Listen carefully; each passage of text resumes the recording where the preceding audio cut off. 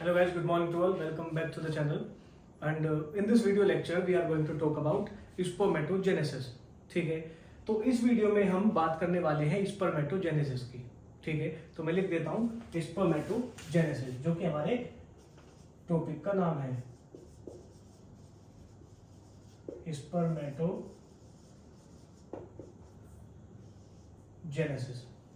ठीक है, तो स्पर्मेटोजेनेसिस को समझने से पहले सब इसके मीनिंग को समझते हैं.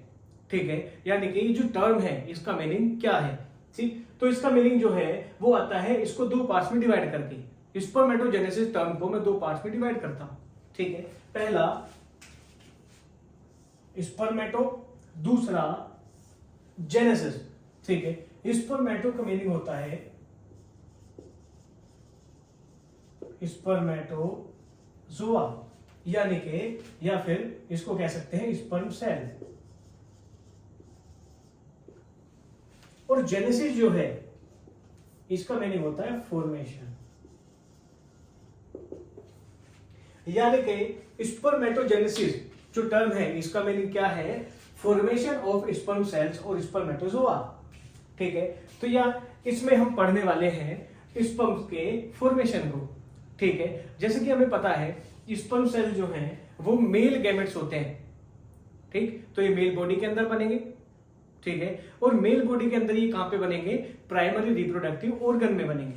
ठीक है, तो प्राइमरी रिप्रोडक्टिव ऑर्गन के बारे में मैंने लास्ट क्लास में डिस्कस करा था कि प्राइमरी रिप्रोडक्टिव ऑर्गन्स वो वाले ऑर्गन्स होते हैं जहां पे गैमेट्स का फॉर्मेशन होता है और रिप्रोडक्टिव हार्मोन्स का फॉर्मेशन होता है. मेल के केस में हो जाते हैं टेस्टिस और फीमेल के केस में हो जाते हैं पेयर ओवरीज.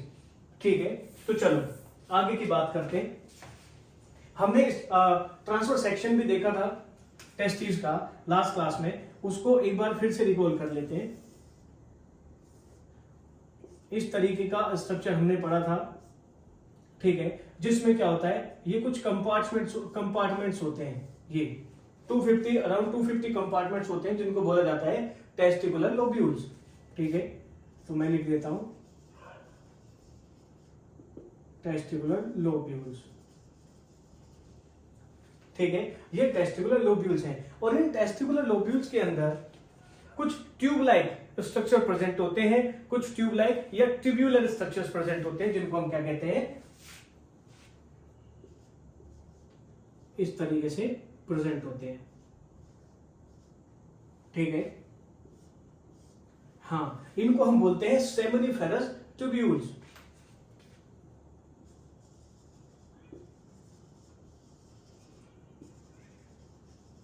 Seminiferous tubules. ठीक है, और ये जो सेमिनिफेरस ट्यूब्यूल्स होते हैं इन्हीं के अंदर स्पर्म सेल्स का फॉर्मेशन होता है. इन्हीं के सेमिनिफेरस ट्यूब्यूल के ही अंदर वाली जो लाइनिंग है, जो लेयर है, वहीं पे सेल्स प्रेजेंट होती हैं जो गैमेट्स का फॉर्मेशन करती है, जिनमें डिवीजन होता है और फिर उनसे क्या होता है, फाइनली गैमेट्स का यानी कि स्पर्म सेल्स का फॉर्मेशन होता है. तो वो समझने के लिए, उन सेल्स को समझने के लिए मैं इसका क्या कर लेता हूं, क्रॉस सेक्शन ले लेता हूं. और क्रॉस सेक्शन लेके जैसे ये सेमिनिफेरस ट्यूब्यूल है और मैं इसको क्या करता हूं, इस तरीके से, और मैं इसको कट करता हूं और देखता हूं कि इसके अंदर की तरफ यहाँ पे कौन कौन सी सेल्स प्रेजेंट होती है. तो मैं इसको यहाँ पे बना देता हूं. जैसे ये सेमिनिफेरस ट्यूब्यूल है और मैं इसको ऐसे देखता हूं तो मुझे इसका क्रॉस सेक्शन राउंड दिखेगा. ठीक है, और राउंड दिखेगा, उसमें अंदर की तरफ किस किस तरीके के सेल्स हैं उसका रिप्रेजेंटेशन मैं आपको यहाँ पे देता हूं. ध्यान से सुनेंगे. ठीक है, और यहां पे अब कुछ बड़ी सेल्स होंगी कोनिकल शेप की और कुछ जो होती हैं छोटी सेल्स होती हैं, क्यूबोइडल सेल्स होती हैं, क्यूब शेप की होती हैं, इस तरीके से. ठीक है, तो जो कोनिकल सेल्स हैं इनको हम बोलते हैं सर्टोली सेल्स.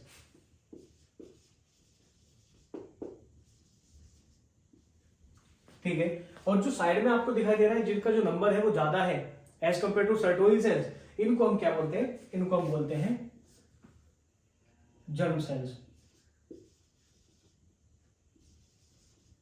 ठीक है, और ये बाय नेचर कैसे होती हैं, ये क्यूबोइडल एपिथेलियम होती है. मैं लिख देता हूं.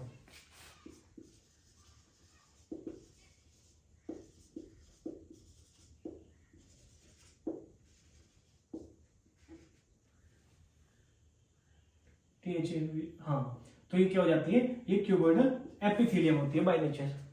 ठीक है, अब ये तो था स्ट्रक्चर, ये तो थी वो बात जिससे हमें ये पता चलता है, ये चीज क्लियर होती है कि स्पर्म का फॉर्मेशन एक्चुअल में कहां पे होता है। तो हम बोलेंगे स्पर्म क्या है, मेल गैमेट है, तो मेल गैमेट मेल बॉडी के अंदर बनेगा।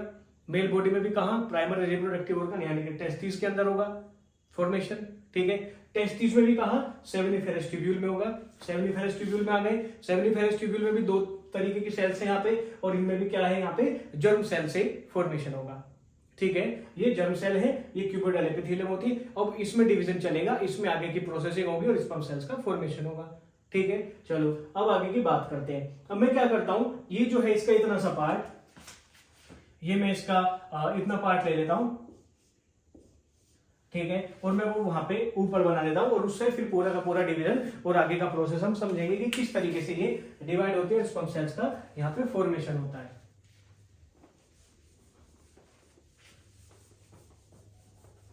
देखते हैं।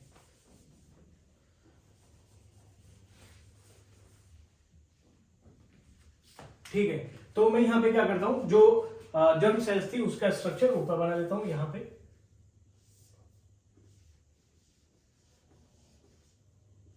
इस तरीके से तो हम क्या समझेंगे, ये हमारी क्या हो गई, जर्म सेल्स हो गई। यहां पे मैं स्पेसिफाई कर देता हूं मेल जर्म सेल्स। ठीक है, इसको प्राइमोर्डियल जर्म सेल भी बोला जाता है, पीजीसी फॉर शॉर्ट। ठीक है, अब सबसे पहले क्या होगा, सबसे पहले यहां पे माइटोटिक डिवीजन होगा, माइटोसिस। तो जर्म सेल्स जो है वो माइटोसिस करेंगी और वो अपना नंबर बढ़ाएंगी।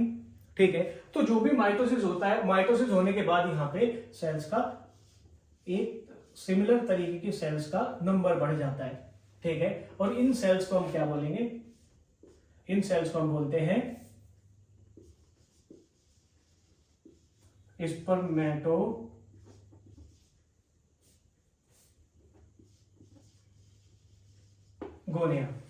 ठीक है, तो ये जो सेल्स हैं ये डिप्लॉयड हैं, क्यों, क्योंकि ये भी डिप्लॉयड है। डिप्लॉयड का मतलब क्या है कि जो पेयर्ड क्रोमोसोम्स वाली होती है, इसके अंदर अगर ह्यूमन के केस की मैं बात करता हूं तो 46 क्रोमोसोम ही है अभी। क्यों, क्योंकि क्रोमोसोम घटाने का जो काम है वो म्यूसिस का, और म्यूसिस के बारे में हमने अभी तक कोई बात नहीं करी है। जब तक म्यूसिस नहीं होगा, क्रोमोसोम नंबर का रिडक्शन नहीं होगा। तो अभी सब कुछ क्या चल रहा है, 2n ही चल रहा है, डिप्लॉयड ही चल रहा है। ठीक है, चलते हैं। अब ये भी जो सेल्स होती हैं ये 46 क्रोमोसोम वाली होती है, यानी कि डिप्लॉयड होती है, 2n होती है। अब ये भी सेल्स दो तरीके की होती हैं। ठीक है, टाइप ए और टाइप बी। इनमें से कुछ टाइप ए होती है, कुछ टाइप बी होती हैं। तो समझते हैं, मैं ऐसे ही बस समझाने के लिए यहां पे मार्क कर देता हूं। सपोज करें कि ये टाइप ए वाली है और ये टाइप बी वाली है। ठीक है, अब टाइप ए वाली तो क्या करेगी, टाइप ए वाली तो रिपीटेड माइटोटिक डिवीजन करेगी। माइटोटिक डिवीजन करेगी तो नंबर बढ़ाएगी, यानी कि टाइप ए वाली क्या करेगी, माइटोटिक डिवीजन से स्पर्मेटोगोनिया का नंबर बढ़ाने में हेल्प करेगी। ठीक है, ये आगे प्रोसेसिंग में नहीं जाएगी, बस ये रिपीटेडली माइटोटिक डिवीजन करेगी और ये स्पर्मेटोगोनिया का नंबर बढ़ाएगी। जबकि ये जो टाइप बी वाली है तो दोनों ही 46 क्रोमोसोम वाली, वो अलग बात है। ठीक है, ये जो टाइप बी वाली है ये क्या करेगी, अब ये आगे ग्रोथ करेगी और ये आगे का जो स्पर्म का फॉर्मेशन होना है, ठीक है, उसके प्रोसेसिंग में, उसकी प्रोसेस में इन्वॉल्व हो जाएगी। यानी कि टाइप ए बी वाली तो नंबर ऑफ स्पर्मेटोगोनिया को बढ़ाती है, और टाइप बी वाली जो है, टाइप बी वाली वो आगे की प्रोसेसिंग करेगी और वो फाइनली कन्वर्ट हो जाएगी स्पर्म सेल्स में। ठीक है, तो चलते हैं। और इसी वजह से यहां पे नंबर बढ़ाया जा रहा है जर्म सेल्स का। ये जो पहला फेज है, ये जो फर्स्ट फेज हमने देखा है, इसको बोला जाता है मल्टीप्लीकेटिव फेज।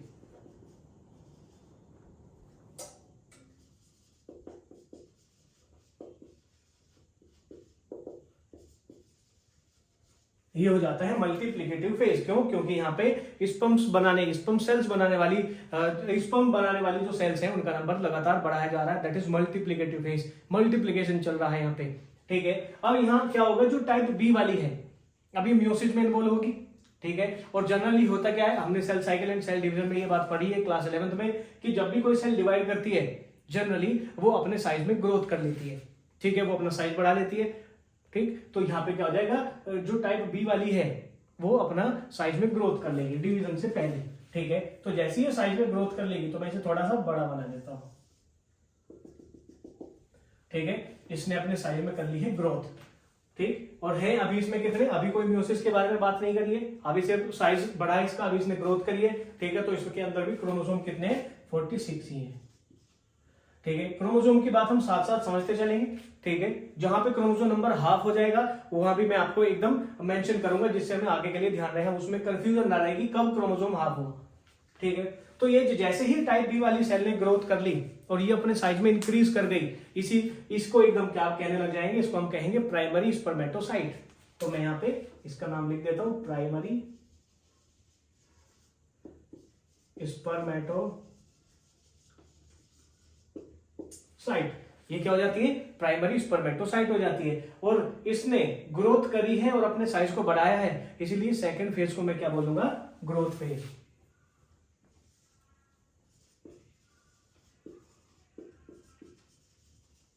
ये हो जाता है ग्रोथ फेज, ठीक है। अब ये जो है, अब इसमें होगा मियोसिस, और हमें पता है इस बात का, नहीं पता तो अब ध्यान रखेंगे, ठीक है। मियोसिस जो होता है वो एक 2 स्टेप का प्रोसेस होता है।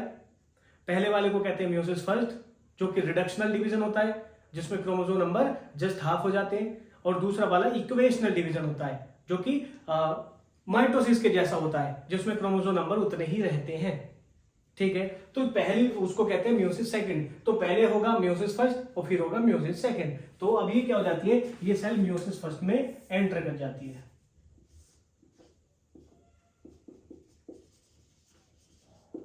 मियोसिस फर्स्ट हमने यहां पे मेंशन कर दिया, ठीक है। जैसे ही मियोसिस फर्स्ट होगा तो एक सेल से 2 सेल बनेगी, और दोनों सेल्स का जो क्रोमोसोम है, ये रिडक्शनल डिवीजन है, तो क्रोमोसोम क्या हो जाएगा, हाफ हो जाएगा, 23 एंड 23, ये भी और ये भी, ठीक है। क्रोमोसोम नंबर यहाँ पे क्या हो गया, हाफ हो गया, ये 2 and 3, तो ये क्या है, n है। और मियोसिस फर्स्ट होने के बाद जो प्राइमरी स्पर्मेटोसाइट से 2 सेल्स हमारे पास आती हैं, जिनका क्रोमोसोम नंबर क्या होता है, हाफ होता है, 23 होता है, उनको हम क्या कहते हैं, सेकेंडरी स्पर्मेटोसाइट।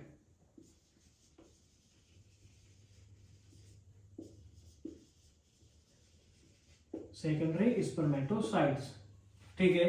तो हमने ध्यान दिया यहाँ पे एक चीज का, प्राइमरी में मियोसिस फर्स्ट हुआ तो सेकेंडरी बनी, ठीक है। तो ये मियोसिस की वजह से सेकेंडरी का क्रोमोसोम नंबर क्या है, हाफ है। ये हैप्लॉइड है, ये डिप्लॉइड है। तो मैं यहाँ पे लिख देता हूं एक बार फिर से, मैंने यहाँ पे भी लिखा है, यहाँ पे भी मेंशन कर देता हूं, और यहाँ पे हैप्लॉइड, ये n है, ठीक है। अब क्या होगा, मियोसिस फर्स्ट हो गया तो मियोसिस सेकंड भी होगा। ऐसा तो होगा नहीं कि कभी मियोसिस फर्स्ट हो गया तो कहानी खत्म हो गई, ऐसा तो कभी भी देखने को नहीं मिलेगा। जब मियोसिस फर्स्ट हुआ है तो मियोसिस सेकंड भी होगा, चाहे तभी हो साइमल्टेनियस या फिर बहुत लंबे कुछ समय बाद हो, ठीक है। हाँ, वो हम बात करेंगे, वो हम किसमें, oogenesis में, उसके बारे में हम बात करेंगे, ठीक है। यहाँ पे क्या हो जाएगा, मियोसिस फर्स्ट होगा, और मियोसिस फर्स्ट के बाद यहाँ पे मियोसिस सेकंड होगा। तो अब मियोसिस सेकंड होगा, वही सेल्स का नंबर फिर 1 से 2, इससे भी 2, ठीक है। और इसको क्या बोलेंगे, मियोसिस सेकंड। मियोसिस सेकंड होगा, ठीक है। ये रिडक्शनल डिवीजन नहीं है, ये इक्वेशनल डिवीजन है। मैं यहाँ पे रिडक्शनल डिवीजन लिख देता हूं, जिससे याद रखने में आसानी हो।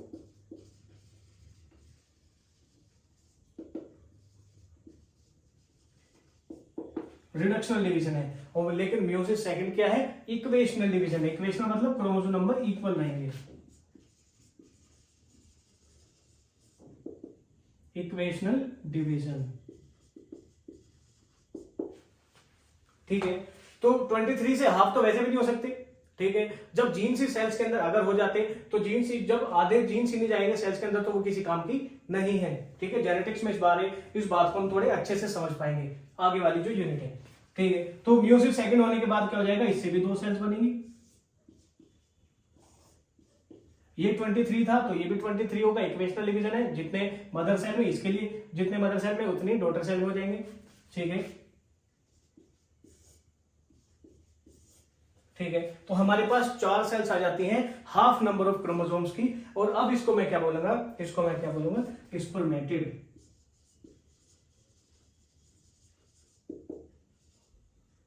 ये क्या होगा हमारे, ये हो गए स्पर्मेटिड्स। अब ये क्या है, ये जो है, ये राउंडेड शेप की सेल्स हैं।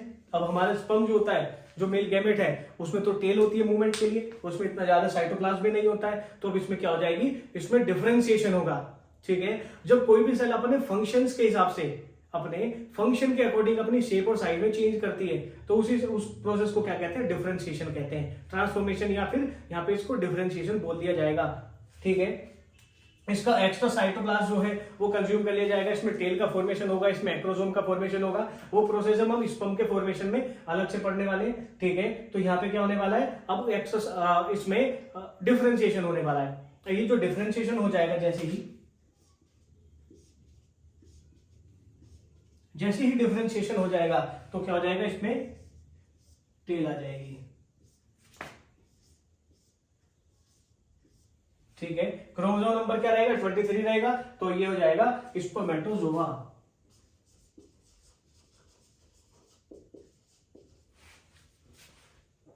ये हो जाएगा स्पर्मेटोजोआ या फिर स्पर्म सेल। और इस स्पर्मेटिड से स्पर्मेटोजोआ बनने को क्या कहते हैं, स्पर्मियोजेनेसिस। ठीक है, और ये डिफरेंशिएशन,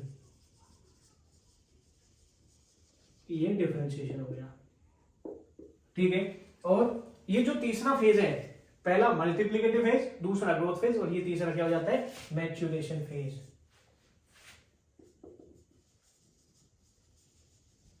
मैच्योरेशन, ये हो जाता है मैच्योरेशन फेज। ठीक है, तो ये पूरा प्रोसेस है स्पर्म फॉर्मेशन का, जिसमें मुझे number of chromosomes her step में ध्यान रखने हैं। ठीक है, spermatogonia, primary spermatocyte, secondary spermatocyte, spermatid and spermatozoa. ठीक है, हाँ, और यहाँ पे स्पर्मेटिड से स्पर्मेटोजोआ फॉर्मेशन का जो प्रोसेस है, स्पर्मेटिड से the formation of spermatozoa from spermatid is known as spermiogenesis. Spermiogenesis. ठीक है, तो इस तरीके से स्पर्म सेल्स का फॉर्मेशन होता है। स्पर्म्स का जो फॉर्मेशन है वो शुरू होता है प्यूबर्टी पे, एट द एज ऑफ 12 से 13 साल की उम्र में, जब मेल के अंदर प्यूबर्टी आती है तो स्पर्म का फॉर्मेशन तभी स्टार्ट होता है, और ये थ्रू आउट द लाइफ फिर कंटिन्यू रहता है। ठीक है, that's the topic. Thank you.